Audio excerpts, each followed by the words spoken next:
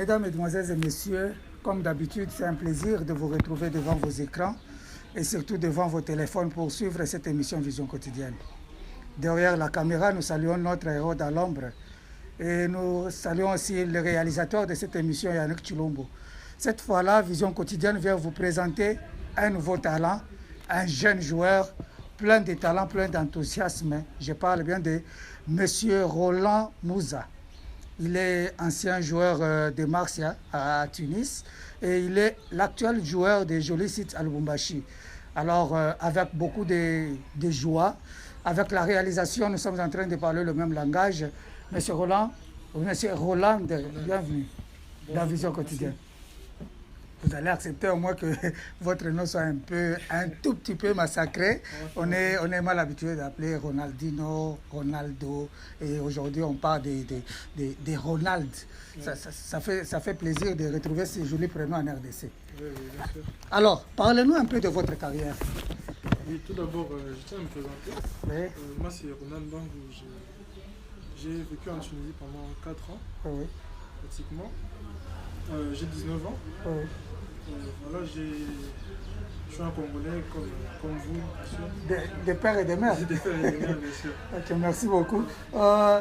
C'est quoi votre poste préféré d'abord? Quand vous êtes sur le terrain, qu'est-ce que vous préférez donner comme talent? C'est sur quel poste vous faites la défense? Vous vous retrouvez à l'aise sur quel angle? Déjà, il faut savoir que je suis quelqu'un qui, par mes qualités physiques, je suis quelqu'un qui peut évoluer dans plusieurs postes, notamment dans toute la défense. Ok. Que ce soit latéral gauche, latéral droit, défenseur central. Mais j'aime bien être défenseur central parce que ça me permet de voir tout l'angle du terrain et voir comment quelqu'un se place sur le terrain et ça me permet de bien diriger aussi les autres. On vous retrouve aussi souvent, j'essaie un peu de voir quelques photos de vous avec de beaux centres. On dirait que vous cherchez toujours la tête de Chancel Mbemba pourvu qu'il donne de bons buts. Oui, c'est ça, c'est ma qualité première. Technique, hein, si je peux parler de qualité technique, c'est ce que j'aime faire, les relances. Okay. Parce que naturellement, j'ai une grosse frappe. Okay. Donc, logiquement, si je suis quelqu'un qui peut lancer le ballon très loin. C'est comme ça que quand j'ai le ballon, j'aime quand il y a un style de jeu qui me permet de toujours jouer de l'avant. Okay. Tout comme aussi, je suis très à l'aise quand il faut jouer à côté. Mais ce que moi je préfère, c'est quand on joue toujours de l'avant. Je crois qu'avec la réalisation, pendant que M. Ronald est en train de nous parler de sa carrière, il y aura des petites vidéos, des petites photos qui démontrent au moins ses talents et autres. Alors, je passe à la deuxième des questions. Quel est votre joueur idole? Parlons d'abord dans deux clubs. Vous soutenez d'abord quel club? Moi, je suis à Marseille. Vous n'aimez pas le Real ou le Barça? Je suis pas intéressé, franchement. Vous aimez le Marseille? Oui. Ok. Il est fan de Marseille. C'est son club préféré. Et votre joueur préféré? Mon joueur préféré, je vais encore vous surprendre parce que, sincèrement, je n'ai pas vraiment de joueur préféré. Oui. Je prends juste les qualités qu'on peut retrouver chez tout un chacun. Parce que moi, si je prends, pour moi, quand on dit idole, c'est quelqu'un qu'on doit suivre chez qui on voit presque pas de défauts. Oui. Alors qu'en tant qu'être humain, tous on a des défauts. Okay. Et surtout dans le foot où c'est un monde cyclique. Cyclique pourquoi? Parce qu'il y a un jour où tout ira bien, le deuxième jour ça n'ira pas, le troisième jour on se fera insulter ou critiquer en mal, et le quatrième jour c'est la reprise. Et quand vous parlez de critiques, comment vous vous comportez face aux critiques des fans? Surtout quand on parle d'un Congolais, on est dans un pays étranger, il y a des réactions négatives qui viennent de part et d'autre, le racisme aussi, n'en parlons pas. Comment vous vous comportez face à ce genre de réactions? Oui, franchement, les critiques, on est humain, ça fait très mal. Oui. Ça fait très mal, ça touche un peu à l'ego que tout et chacun peut avoir. Oui. Donc, généralement, si on n'a pas un entourage qui nous porte vers le haut, qui peut savoir nous réconforter quand ça ne va pas, ça fait très mal. Ça fait très mal et c'est ce qui fait que certains joueurs, d'ailleurs, quand ils vont dans un club, le premier match, ils ne jouent pas bien, les supporters sont vraiment méchants. Oui. D'ailleurs, j'ai un coach, le coach Jacques, que je salue de Jolis. Oui. Le premier jour quand je suis arrivé, il a dit « Le football est aveugle. Aujourd'hui, on peut vous applaudir, mais demain, on va oublier que demain, on va oublier que vous avez fait quelque chose de bien. Oui. Donc, ce qui fait qu'on va toujours vous critiquer et ça vous fera mal. Parce qu'en tant que vous allez vous dire, ah, hier, chef, j'ai joué un bon match. On m'a applaudi, mais aujourd'hui, on me critique. Donc, désolé de prendre la parole un peu trop longtemps, c'est que j'aime parler. Non, c'est normal. Oui, oui. Nous sommes là pour vous. Oui, donc j'ai un exemple. On avait joué un match en Tunisie contre une équipe, un match amical contre une équipe de Ligue 2 à Escorba. Oui. On a joué là-bas et ce qui faisait que dans notre équipe, on avait beaucoup d'étrangers subsahariens, noirs, entre guillemets. C'est un terme que j'aime pas prononcer. Noirs. On a joué le match et ce qui faisait que le 11 de départ, on était plusieurs subsahariens. Oui. Et on joue, on gagne 1-0, 2-0, 3-0 en première mi-temps et les supporters étaient fâchés. Ils ont dit que non, ces noirs ne peuvent pas nous battre comme ça. Ces noirs ne peuvent pas nous battre. Jusqu'à la 60e minute, là ils chantent. Oui. Ils chantent en arabe. Et si ça ne va pas, non, ces gens ne vont pas sortir. Donc vous parlez aussi arabe? Ça m'arrive de. Je comprends, je parle un tout petit peu. Un petit mot en arabe? Salem les baisses. Ça va. Bon, tout simplement. vous savez que quand on est dans un pays, on est aussi obligé d'apprendre la langue vu que l'on communique facilement. Oui. C'est toujours pour nous un plaisir, Vision quotidienne. Nous avons l'obligation, nous avons le devoir de prendre ce qui est de quotidien. Oui. Moi, personnellement, quand j'ai entendu parler de vous, j'ai essayé de voir les quelques vidéos de vous. D'abord, laissez-moi vous dire que vous jouez bien. Merci. J'espère, à Lubumbashi, déjà vu que Joli Site est déjà dans votre tête, vous êtes déjà incarné de la philosophie des Joli Sites. Qu'est-ce que vous avez trouvé de très important dans Joli Site en quittant Marseille? Un joli site, ce que j'ai apprécié, c'est d'abord leur style de jeu. Ok. C'est-à-dire qu'ils commencent du bas pour aller vers le haut. C'est très important, c'est quand même un football moderne. Parce que généralement, on critique notre propre pays parce qu'on se dit que on ne sait pas s'adapter à la modernité du football. Oui.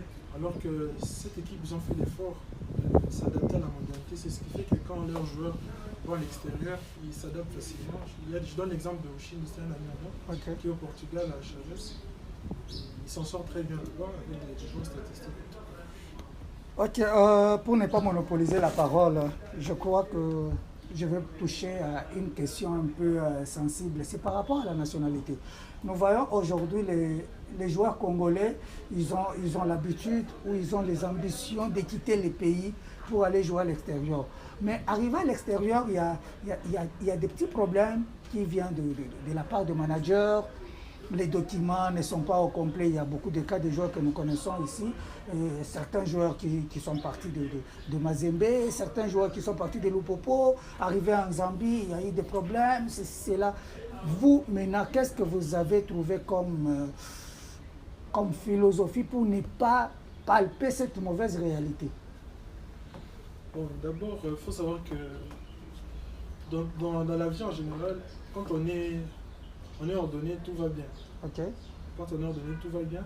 Le problème aussi avec notre pays, c'est qu'on n'est pas très ordonné. Je suis revenu au pays, étant que je suis revenu au pays 2 fois pour les sélections. À chaque fois, j'ai dû déclarer forfait. Donc, ça fait mal, ça énerve aussi un peu. Vu que quand vous êtes déjà dans le bain, vous vous entraînez, vous êtes là, vous savez que vous vous préparez, vous savez qu'on va aller. Donc mentalement, on est préparé. Et arrivé là 2 fois, on ne joue pas, on déclare forfait pour des raisons administratives. Comme vous avez dit, parfois il y a des manques de documents. Oui. C'est triste de voir quelqu'un qui a 17 ans, 18 ans, voire 20 ans et qui n'a pas de papier. C'est quand même aussi ce problème d'accessibilité de documents qu'on a aussi dans ce pays qui crée tout ça. Mais sinon, on espère que les choses vont s'améliorer parce qu'avec le nouveau sélectionneur senior, des arbres qui est aussi le manager qui essaie un peu de gérer tout ça et mettre l'ordre dans les choses, c'est ce qui fait que ça laisse entrevoir encore un petit peu d'espoir.